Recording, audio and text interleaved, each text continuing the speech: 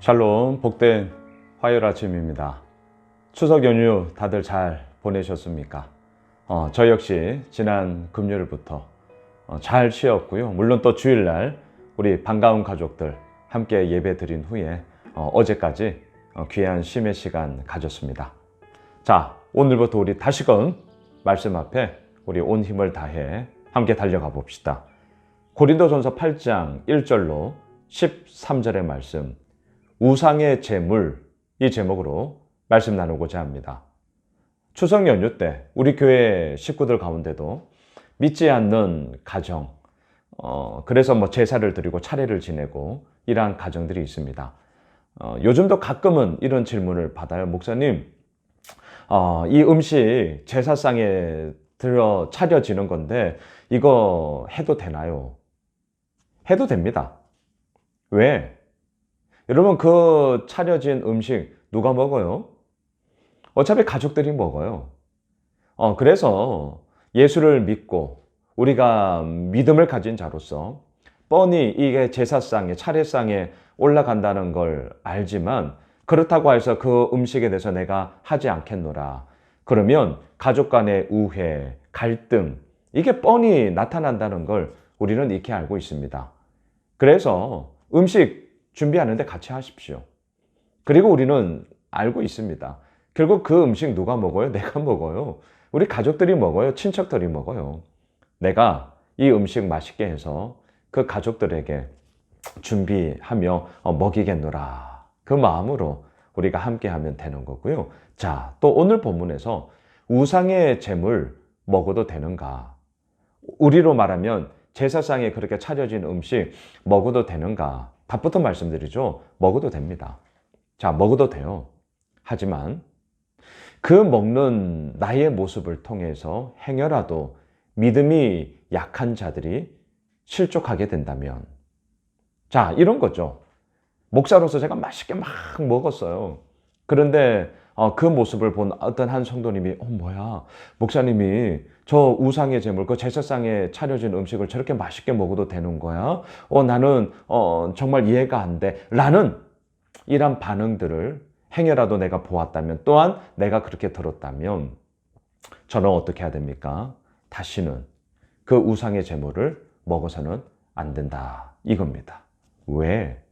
나로 인하여서 믿음의 실족이 일어난다면 그것은 제가 그 일로 인하여서 죄를 짓게 하는 꼴이 되어버렸기 때문이다, 이 얘기죠. 자, 오늘 보면 1절을 보십시오. 우상의 제물에 대하여는 우리가 다 지식이 있는 줄을 아나.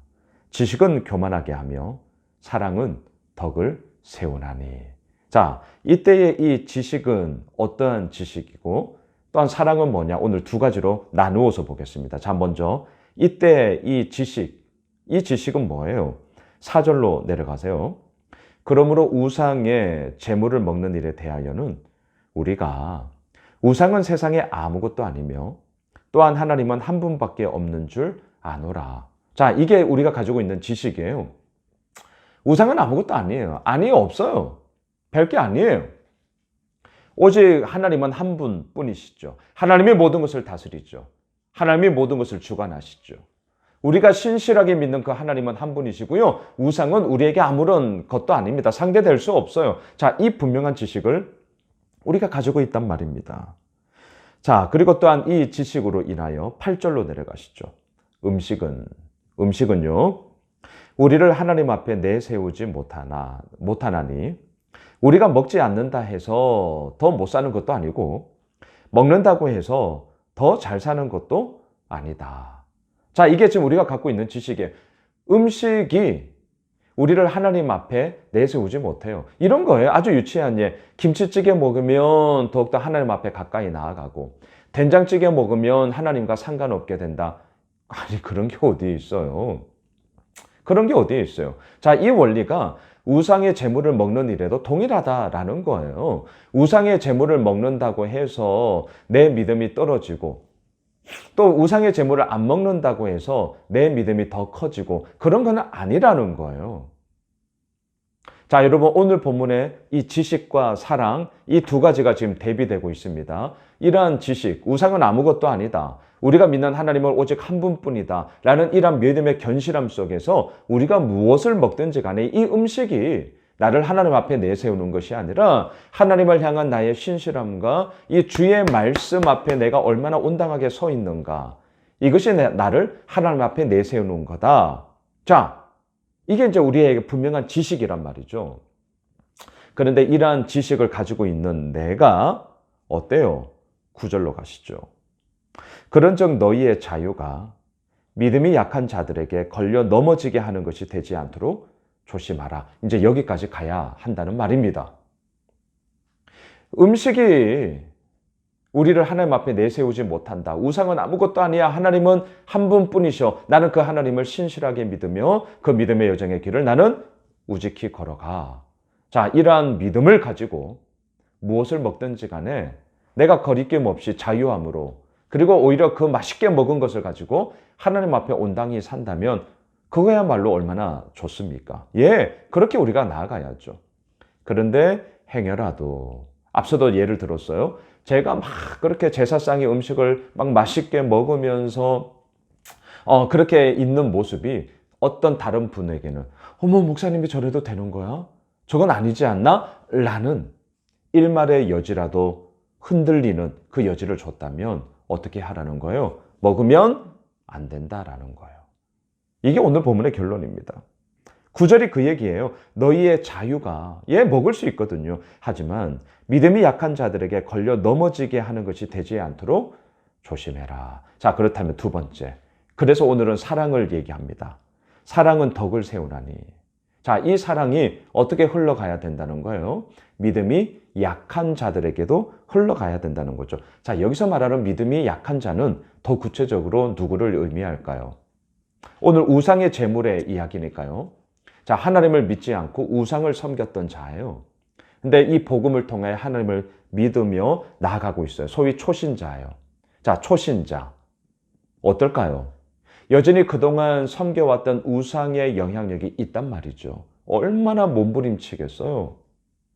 그러한 자는요, 이 우상의 제물에 대해서도 먹지 않음을 통하여 하나님 앞에 더욱더 온전히 나아가고자 하는 그런 몸부림의 가정을 치지 않겠습니까? 그런데 바로 그러한 자들이 내가 맛있게 우상의 제물을 먹는 모습을 통해서 보면서 저래도 되는 거야? 그리고 더 나아가 저래도 되는 거구나. 그래서 다시금 그 사람이 우상의 제물을 먹는 것으로 돌아갔다. 어떻게 되겠습니까? 하나님의 말씀, 하나님의 복음 앞에 몸부림치며 나아가는 그 모든 믿음의 열심들이 이 우상의 제물을 먹어도 되는구나. 그리고 온당히 믿음이 서 있지 않음에도 불구하고 계속해서 그 먹는 것을 통하여 접촉을 하고 접근을 하게 되면 어떻게 되겠냐라는 겁니다. 다시금 흔들리고 어쩌면 믿음을 포기하고 다시금 우상으로 되돌아가지 않겠는가. 이 여지가 있단 말이죠. 그래서 사도 바울은 말합니다. 믿음이 약한 자들에게 걸려 넘어지게 하지 말아라. 그래서 12절, 13절을 보십시오. 이같이 너희가 형제에게 죄를 지어 그 약한 양심을 상하게 하는 것이 곧 그리스도에게 죄를 짓는 것이니라. 13절. 그러므로 만일 음식이 내 형제를 실족하게 한다면 나는 영원히 고기를 먹지 아니하여 내 형제를 실족하지 않게 하리라. 여러분, 바로 이것입니다. 먹어도 돼요. 하지만 때로는 먹으면 안 됩니다. 왜? 기준이 뭡니까? 뭐 이 정도 가지고 그래 내가 기준이 되어서가 아니라 사랑은 덕을 세우나니. 믿음이 약한 자들, 그리고 나로 인하여서 행여라도 조금이라도 부정적인 영향을 받을 거라는 것을 알고 있다면 하지 않아야 하는 것이죠. 저도 마찬가지죠. 목사가 그러면 안 되는 거죠. 하면 안 되는 거예요. 말씀을 정리하겠습니다. 지식이 아닌 사랑. 지식 있어야죠. 가져야 합니다. 하지만 그 지식이 더욱더 빛나기 위해서는 덕을 세우는 사랑을 통하여 그 지식이 더욱더 온당해지며 결국은 사람을 살리게 되는, 사랑으로 사람을 살리게 되는 그러한 귀한 믿음의 여정의 길을 우리가 걸어가게 되는 것이죠. 사랑하는 예수 오미실 가족 여러분, 추석 연휴를 마치고 오늘 다시금 일상으로 돌아와 이제 시작을 하는데요. 이번 한 주간이 다시 한번 지식의 이야기뿐만이 아니라 덕을 세우는 사랑의 이야기로 우리 삶이 더욱더 풍성해지길 원하고요. 무엇보다도 사람을 살리고 사람을 세우고 또한 그 가운데서 하나님께서 이루어 나가시는 그 큰 은혜의 이야기를 마음껏 누리며 이번 한 주간도 우리 모두에게 승리를 이루시는 하나님을 붙잡고 나아가는 우리 모두가 되시길 주님의 이름으로 축복합니다. 기도합시다. 하나님, 추석 연휴 마치고 다시금 오늘 화요일 아침 우리들의 일상을 시작합니다. 주님, 우리를 붙잡아 주시고 지식만이 아닌 덕을 세우는 사랑으로 우리가 겸비하여 사람을 살리고 사람을 세우고 사람을 일으키는 그러한 하나님의 사람으로 우리 모두를 사용하여 주시옵소서. 예수님의 이름으로 기도드리옵나이다. 아멘. 오늘 말씀 붙잡고 또한 이번 한 주간 우리의 모든 삶을 내어 맡기며 우리 가지고 있는 기도 제목 붙잡고 계속해서 기도합시다.